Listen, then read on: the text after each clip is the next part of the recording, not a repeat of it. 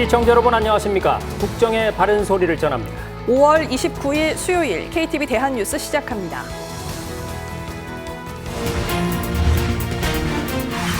윤석열 대통령이 모하메드 아랍에미리트 대통령과 정상회담을 했습니다. 이번 정상회담에서 아랍 국가와는 처음으로 포괄적 경제 동반자 협정 세파가 체결됐고 300억 달러 투자 공약을 재확인했습니다. 전공의들이 병원에 이탈한 지 100일째, 정부는 이탈한 전공의들이 병원으로 복귀하면 불이익을 최소화하겠다며 집단 행동은 멈추고 의료개혁에 참여할 것을 촉구했습니다. 정부가 임시국무회의를 열어 세월호 피해지원법을 제외한 4개 법안에 대해 대통령에게 제2요구권 행사를 건의했습니다. 윤석열 대통령은 제2요구안을 제거했습니다.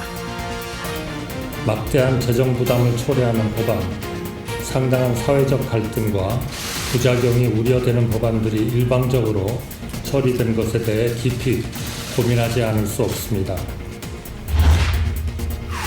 북한이 어젯밤 살포한 대남 전단용 풍선의 잔해가 200여 개 넘게 발견되고 있습니다. 우리 군은 북한의 저급한 행위를 즉각 중단하라고 경고했습니다.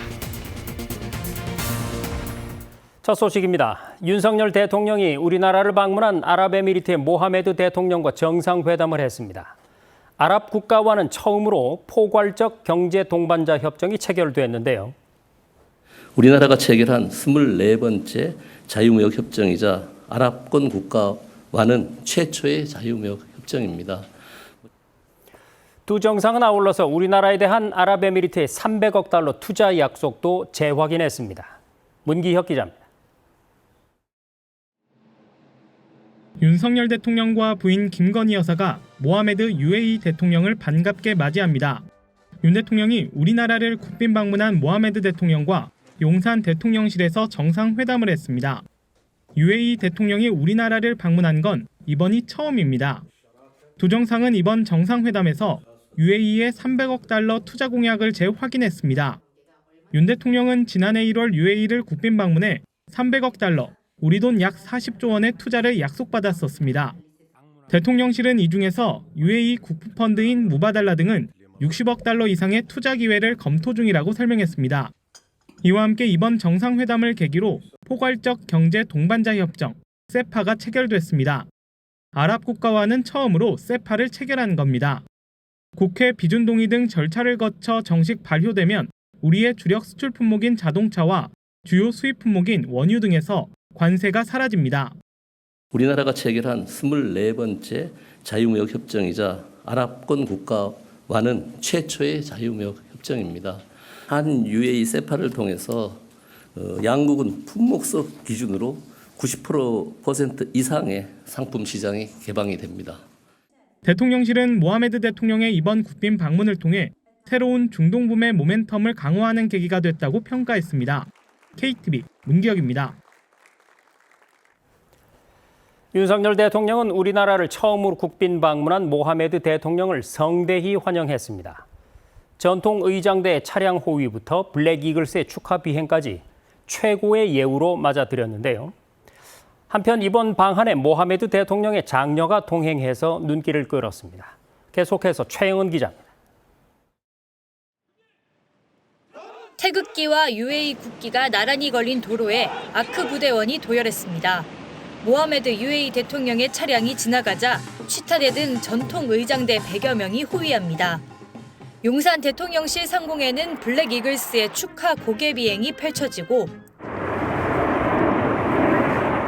양국 국기를 든 어린이들은 윤석열 대통령과 모하메드 대통령을 박수로 맞이합니다.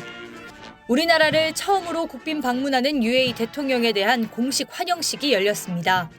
중동 국가 중 유일한 특별 전략적 동반자 관계를 맺는 UAE 정상에 대해 최고의 예우로 환대한 겁니다. 특히 일정마다 모하메드 대통령의 딸 마리암 대통령실 국책사업 부의장이 자리를 함께해 의미를 더했습니다. 모하메드 대통령과 마리암 부의장이 해외 일정에 동행한 건 이번이 처음입니다.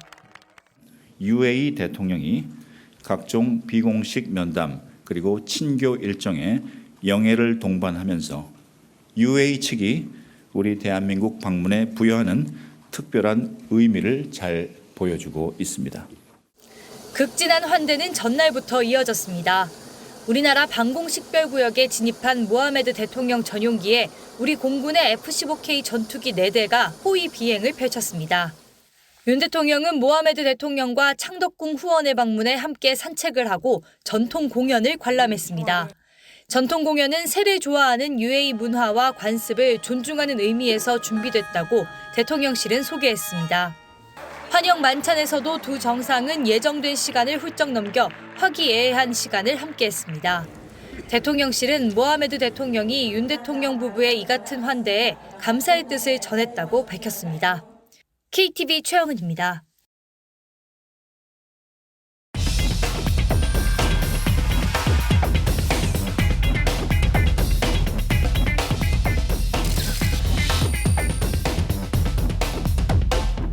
네, 그러면 모하메드 아랍에미리트 대통령의 국빈 방문 내용을 뉴스룸에 나와 있는 취재 기자와 함께 보다 자세히 알아보겠습니다.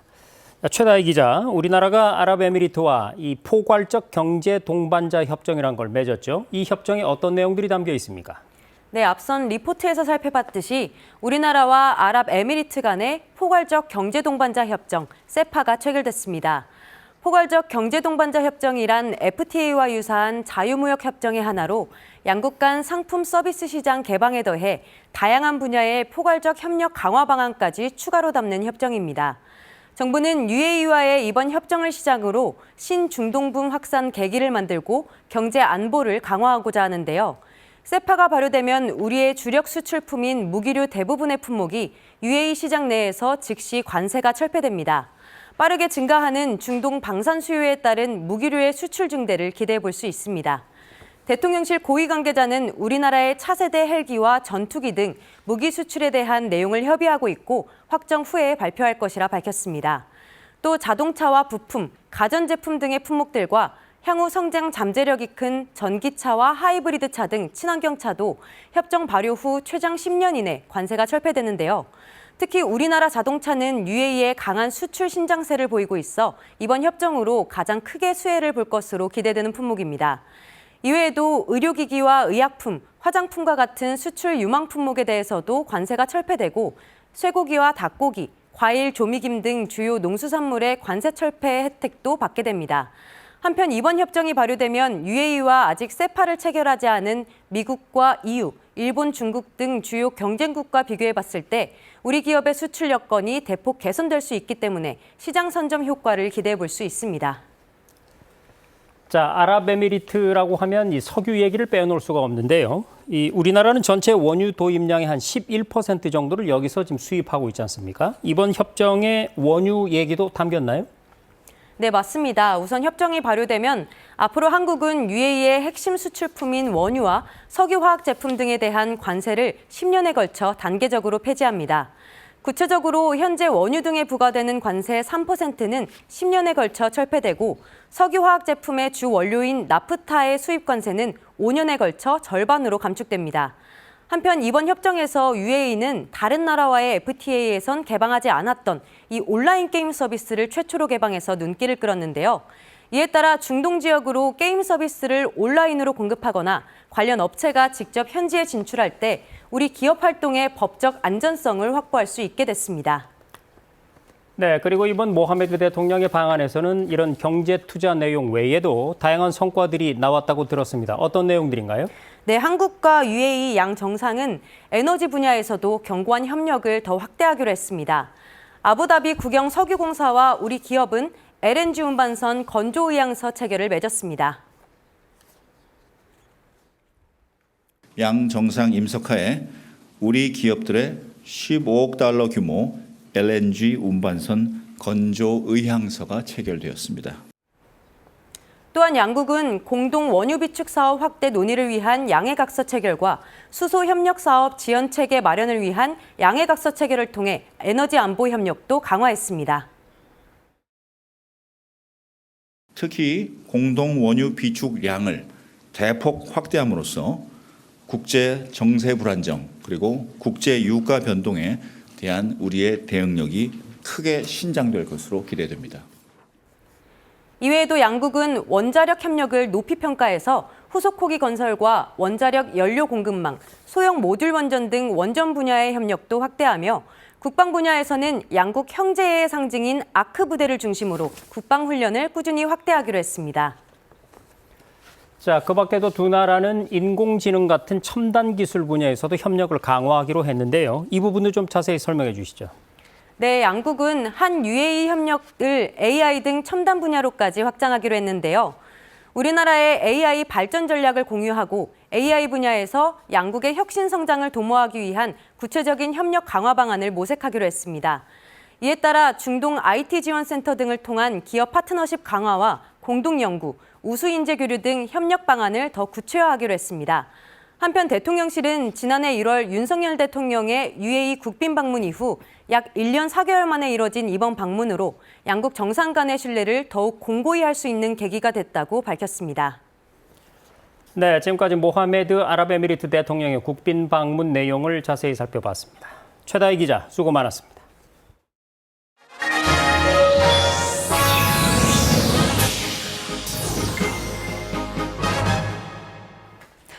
의대 증원 정책에 반발한 전공의들이 병원을 떠난 지 100일이 됐습니다.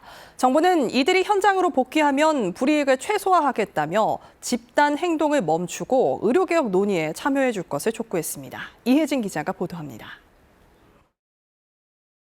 지난 2월 20일 전공의들의 수련병원 이탈을 기점으로 의료계 집단 행동이 시작됐습니다. 집단 사직 100일째, 소수 인원이지만 현장으로 복귀 중인 전공의들은 점차 늘어나는 추세로 파악됩니다. 의사 집단행동 중앙재난안전대책본부가 수련병원 100곳으로부터 보고받은 결과 현재 근무 중인 전공의는 699명으로 한 달 전보다 122명 증가했습니다. 정부는 아직 돌아오지 않은 전공의들에게 집단행동으로 이룰 수 있는 건 없다며 소속 병원으로 복귀할 것을 촉구했습니다. 현장에 돌아오는 전공의에 한해 불이익은 최소화할 방침입니다. 이렇게 복귀한 전공의들에 대해서는 끝내 복귀하지 않은 전공의들과 확실한 차이를 두고 조치하겠다고 정부는 약속했습니다. 집단에 밀려 개인의 의사와 다른 선택을 하기에는 전공의 여러분 개인에게 돌아가는 피해가 큽니다. 이제 사회적으로나 개인적으로나 불이익이 큰 집단 행동을 멈추고 의료개혁 논의에 참여하여 대한민국 의료의 미래를 함께 만들어 나갈 것을 다시 한번 제안드립니다. 의료계에서 대화의 전제 조건으로 요구하는 원점 재검토나 전면 백지화에 대해선 국민과 환자들이 받아들일 수 없는 주장이라고 일축했습니다. 대신 왜곡된 의료체계를 바로잡기 위해 무엇이 필요한지 현장에서 경험하고 고민했던 것들을 재현하면 귀담아 듣고 정책에 반영하겠다고 밝혔습니다. 정부는 의료계의 합리적인 제언에 언제나 마음을 열어놓고 있습니다. 정부와 의료계가 힘을 합쳐 현장의 문제를 풀어나가는 모습이야말로 국민들께서 보고 싶어 하시는 의료개혁의 참 모습일 것입니다. 의료 공백을 최소화하기 위한 비상진료 체계는 계속 강화할 방침입니다. 지난 28일 국무회의에선 예비비 755억 원을 추가 투입해 이런 비상진료 체계 유지를 지원하는 안이 의결됐습니다. 예비비는 공중보건의와 군의관 파견, 시니어 의사 등 대체인력 채용과 당직비 지급, 병원을 옮기는 환자 구급차 비용 지원에 쓰일 예정입니다. 수술부터 마취, 중환자 관리까지 의사 업무 일부를 실질적으로 대신하는 진료지원 간호사 수당과 교육비도 지원 대상에 포함됩니다. KTV 이혜진입니다. 정부가 임시 국무회의를 열어 전세 사기 특별법 등 4개 법안에 대해 대통령에게 제2요구권 행사를 건의했습니다. 한덕수 국무총리는 부작용이 우려되는 법안들이 시행되면 피해가 국민들에게 전가된다며 제2요구의 이유를 설명했습니다. 김용민 기자의 보도입니다.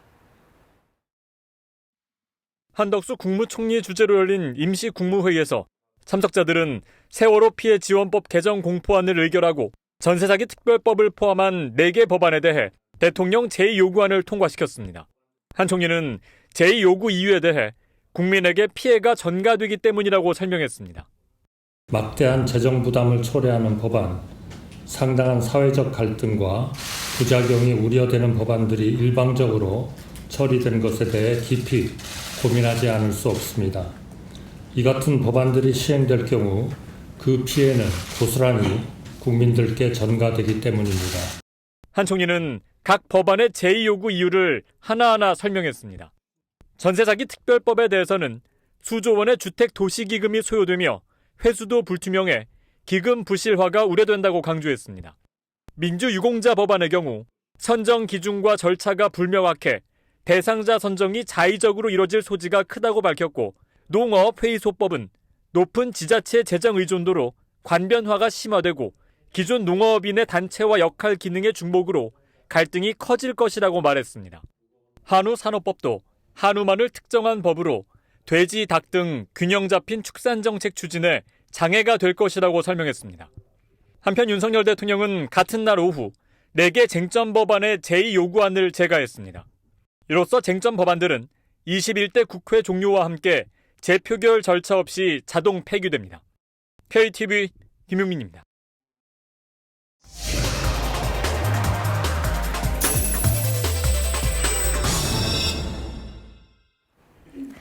한 아프리카 서울 정상회의가 다음 주로 다가왔습니다. 정부는 아프리카에 우리나라의 쌀 농사 기술을 전수해주는 K-라이스벨트 사업을 추진하고 있는데요.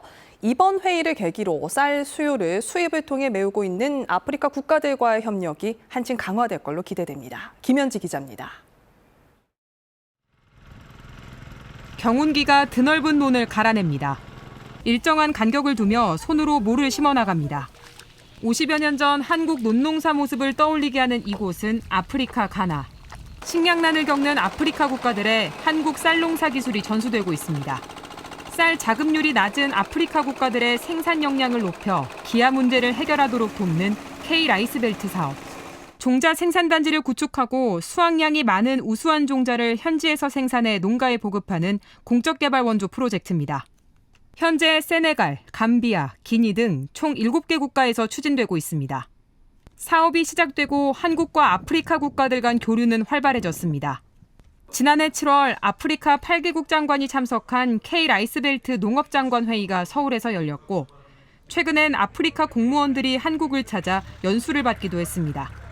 정부는 아프리카에서 많은 쌀을 생산하기 위해 현지 기후에 적합한 벼품종을 개발하는 데 나서고 있습니다. 쌀 자급률 향상을 위해서는 아프리카 벼 연구소와 농촌진흥청의 그 협력 사업을 통해서 신품종이 많이 개발되고 있습니다. 작년 기준으로 8개국에서 26개 품종이 개발이 됐습니다. 그 결과 지난해 아프리카 6개 국가에서 품질이 높고 수확량이 많은 벼종자 2,300여 톤을 처음 수확했습니다. 왼쪽 쌀은 현재 아프리카에서 보급되고 있는 이슬이6란 품종입니다. 오른쪽에 있는 한국 쌀과 비교했을 때 나달이 더 얇은데요. 이 품종은 헥타르당 5톤에서 6톤 정도의 쌀이 생산될 정도로 수확량이 많습니다. 아프리카 평균 쌀 생산량보다 2~3배 정도 많은 양입니다. 정부는 2027년부터 연간 10,000톤의 우수 벼종자를 생산해 농가에 보급하는 걸 목표로 하고 있습니다. 이렇게 되면 매년 아프리카 인구 약 3천만 명에게 식량을 안정적으로 공급할 수 있게 됩니다.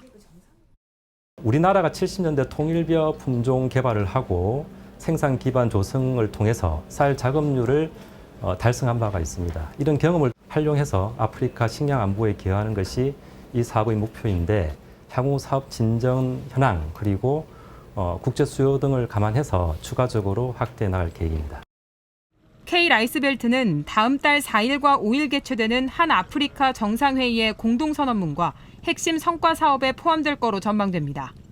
정부는 정상회의 기간 중 열리는 한 아프리카 농업 컨퍼런스에서 아프리카 남부 국가인 마다가스카르와 말라위, 짐바브웨와 K-라이스벨트 협력 MOU를 체결할 예정입니다. 과거 원조를 받던 나라에서 다른 나라를 돕는 나라가 된 한국의 농업 기술에 아프리카 국가들의 관심이 모이고 있습니다. KTV 김현지입니다. 한 아프리카 정상회의를 앞두고 정부와 주요 경제단체, 기업인들이 모여 성과 도출을 위한 준비에 나섰습니다. 민관이 합심해 정부 간 협력은 물론 기업 간 계약 등 실질적인 성과를 거둘 수 있도록 한다는 계획입니다. 계속해서 조태영 기자가 전합니다. 다음 달 4일에서 5일 이틀간 서울에서 한 아프리카 정상회의가 열립니다. 45개국 대표단이 참석하는 이번 행사는 우리나라가 다수의 아프리카 국가를 대상으로 개최하는 첫 다자 정상회의입니다. 인구 자원이 풍부한 아프리카와 전략적 파트너십을 구축함으로써 우리 경제의 새로운 성장 동력을 확보한다는 점에서 그 의미가 매우 큽니다. 한 아프리카 정상회의를 앞두고 정부는 정인교 통상교섭본부장 주재로 점검회의를 열었습니다. 특히 정상회의 기간 개최 예정인 각종 경제 행사를 두고 경제협력 추진 현황을 살펴봤습니다. 정상회의 기간 첫날에는 기업인, 정부 관계자 등 400여 명이 참석하는 한 아프리카 비즈니스 서밋이 열립니다. 참석자들은 투자 활성화, 일자리 창출, 기후변화 대응 등 다방면에 대한 협력에 나설 전망입니다. 아울러 200개 국내 기업과 50여 개 아프리카 기업 간 교류를 주선하는 비즈니스 파트너십도 개최됩니다. 정부는 이번 정상회의를 계기로 정부 간 협력은 물론 기업 간 계약, MOU 등 실질적인 성과를 거둘 수 있도록 만전을 기할 계획입니다. 멀리서 오는 아프리카 인사들을 따뜻하게 환대해 주시고 이번 정상회의에서 많은 성과를 이루어서 여러분들의 기관 및 기업의 발전에 큰 디딤돌이 되기를 바라고. 한편 대통령실은 이번 정상회의를 계기로 아프리카 국가들과 정치, 경제, 사회 연대를 강화하겠다고 전했습니다. 여기에 더해 정부는 핵심 광물, 신재생 에너지 등 여러 경제안보 분야에서 아프리카와의 협력을 구축할 계획입니다. KTV 조태영입니다. 28일 밤 북한이 살포한 대남 전단용 풍선의 잔해가 200여 개 넘게 발견되고 있습니다. 이로 인해 경기 강원 일부 지역에선 대국민 안전 문자가 발송되기도 했는데요. 우리군은 북한의 저급한 행위를 즉각 중단하라고 경고했습니다. 김민아 기자입니다. 도로 한가운데에 큰 풍선 2개가 묶인 비닐봉지가 놓여 있습니다. 28일 밤 충남 지역에서 발견된 대남 풍선입니다. 서울과 경기 일대에서도 각종 오물과 쓰레기, 공중 폭발을 위한 타이머로 추정되는 장치 등이 담긴 대남 전단이 발견됐습니다. 29일 오후 4시 기준 합동참모본부가 파악한 대남 풍선 수는 260여 개입니다. 북한이 하루에 날린 개수로는 역대 최다입니다. 우리 군은 대남 전단을 식별한 직후 경기 강원 일부 지역에 대국민 안전문자 발송을 요청했습니다. 지상에 떨어진 풍선은 화생방 신속대응팀과 폭발물 처리반이 출동해 수거하고 있으며 관련 기관에서 정밀 분석하고 있습니다. 군은 대남 풍선이 민가뿐만 아니라 공항, 고속도로 등에 떨어질 수 있다면서 주의를 당부했습니다. 지난 2016년에는 낙하한 대남 전단으로 차량과 주택 지붕이 파손되기도 했습니다. 대남 풍선 살포와 맞물려 29일 새벽에는 서해 인근에서 북한의 GPS 전파 교란 시도가 있었고 주변 해역을 항행하는 선박들의 항행주의 경보가 내려진 것으로 확인됐습니다. 우리 군은 북한군의 동향을 예의주시하며 대응 체계를 갖추고 있었으며 사전에 국민 안전 대책을 강구했다고 설명했습니다. 그러면서 북한의 전단 살포를 즉각 중단하라고 촉구했습니다. 이러한 북한의 행위는 국제법을 명백히 위반하는 것이며 우리 국민의 안전을 심각하게 위협하는 행위임.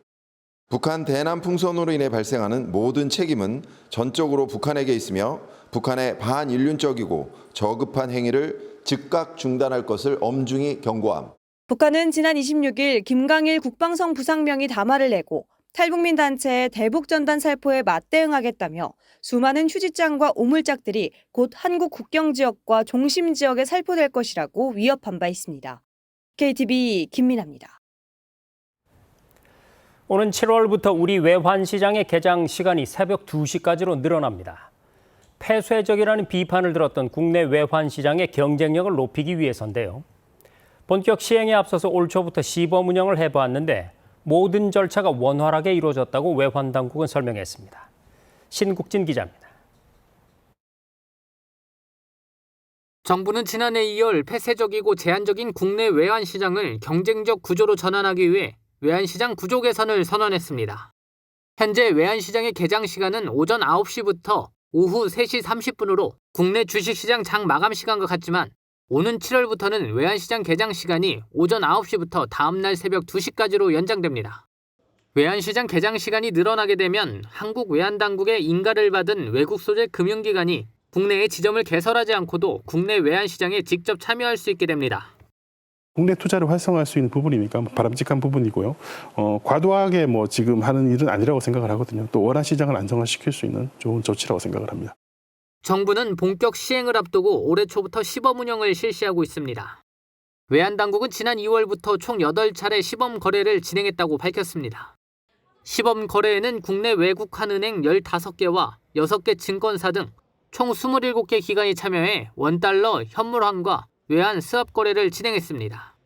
그 결과 거래와 결제, 회계 처리 등 모든 절차가 원활하게 마무리됐다고 외환당국은 설명했습니다. 특히 현재까지 23개 외국 금융기관이 해외 외국한 업무 취급기관 등록을 완료했고 이 중 10개 이상의 해외 외국한 업무 취급기관이 이미 국내 외환시장에서 원달러 현물환과 외환 스왑을 거래 중이라고 밝혔습니다. 외환당국은 남은 시범 운영 기간 총 4차례 연장 시간대 시범 거래를 진행해 더 많은 외환시장 참가자가 거래 환경 변화에 대비할 수 있도록 지원한다는 계획입니다. KTV 신국진입니다.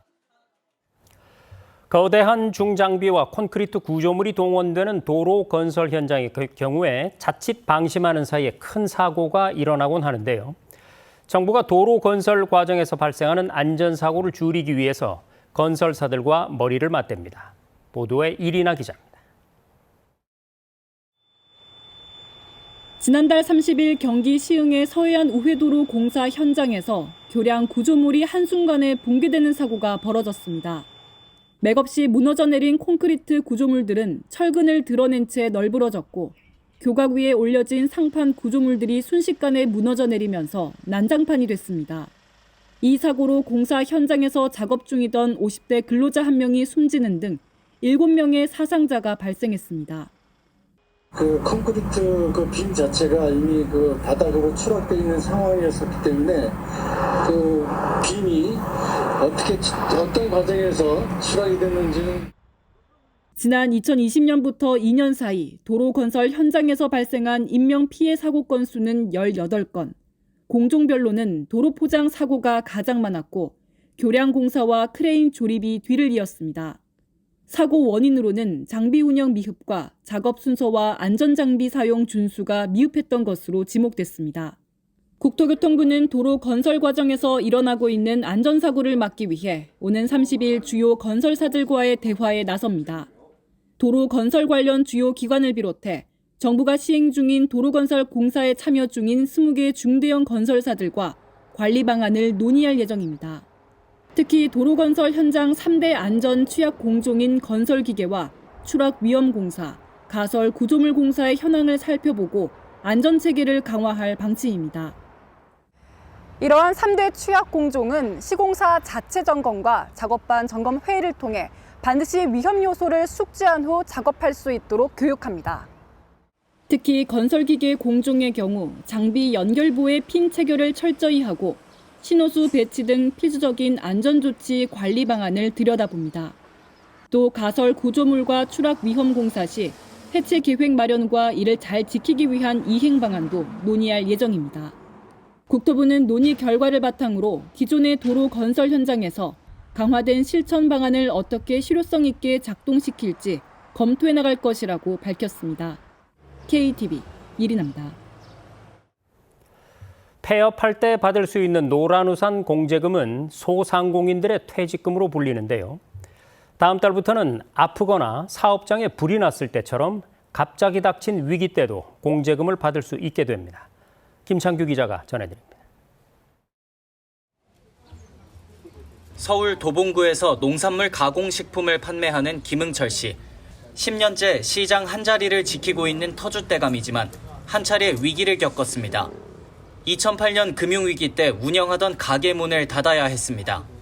김 씨가 다시 일어설 수 있었던 건 몇십만 원씩 들었던 노란우산 공제 덕분이었습니다. 이전 가게를 폐업하며 공제금을 받은 겁니다.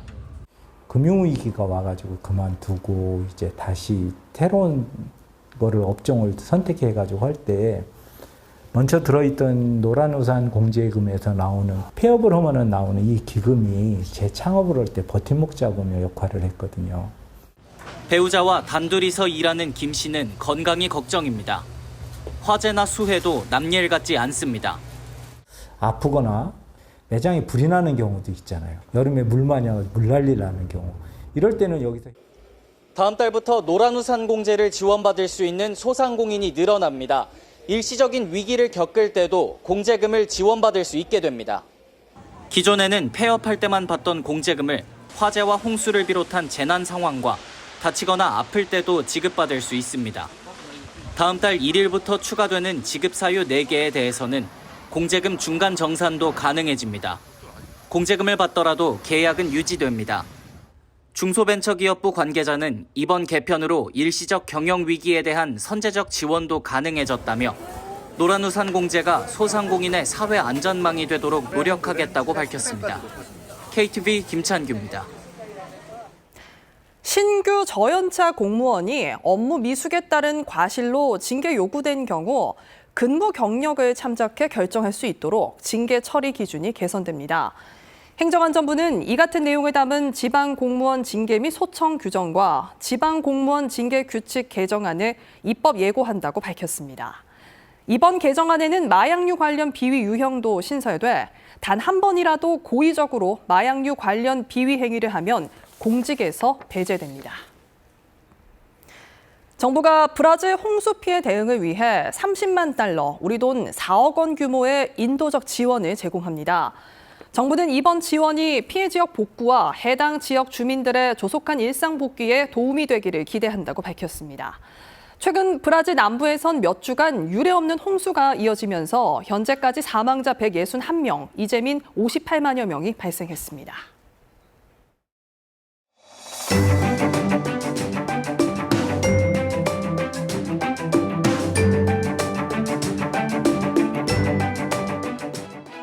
안녕하세요. K웨더 라이프스타일 예보 신지수입니다. 당분간 한낮엔 초여름 더위가 이어집니다. 목요일인 내일 한낮 기온 서울이 27도, 대구가 28도까지 오르면서 오늘과 비슷한 더위를 보이겠습니다. 다만 아침 기온은 계속 20도 이하로 서늘한 만큼 하루 사이 기온 변화에 옷차림 잘하셔야겠습니다. 내일 전국 하늘 구름이 많이 지나겠고요. 낮엔 구름 사이로 볕이 내리쬐면서 자외선 지수 한때 나쁨 단계를 보이겠습니다. 공기질은 전국이 보통 수준으로 깨끗하겠습니다. 다음은 자세한 지역별 날씨입니다. 중부지방 아침 기온 15도 안팎을 보이겠습니다. 낮엔 서울과 청주, 세종이 27도 예상됩니다. 동해안 지방은 속초의 아침 기온 17도, 강릉 19도로 출발해 낮 기온은 속초와 강릉 26도 예상됩니다. 남부지방의 아침 기온은 광주가 17도, 부산 18도 보이겠습니다. 한낮 기온은 광주와 부산 25도 예상됩니다. 바다의 물결은 모두 잔잔하겠고요. 당분간 해상엔 바다 안개가 끼는 곳이 많겠습니다. 금요일인 모레 제주도에 비가 오겠습니다. 주말인 토요일 내륙 곳곳으로 소나기가 지나겠고요. 일요일엔 동해안에 비가 내리겠습니다. 날씨였습니다. 우체통이나 자전거 거치대 같은 거리의 사물에도 주소가 적혀 있다는 것 알고 계신가요? 각종 시설물에 부여된 이 주소를 사물 주소라고 부르는데요. 남모르는 곳에서 위급 상황이 처했을 때 사물 주소판의 주소를 구조대에 알려주면 정확하고 신속한 위치 파악이 된다고 하니까요. 기억해 두시면 좋겠습니다. KTV 대한뉴스 오늘 저희가 준비한 소식은 여기까지입니다. 시청해 주신 여러분 고맙습니다.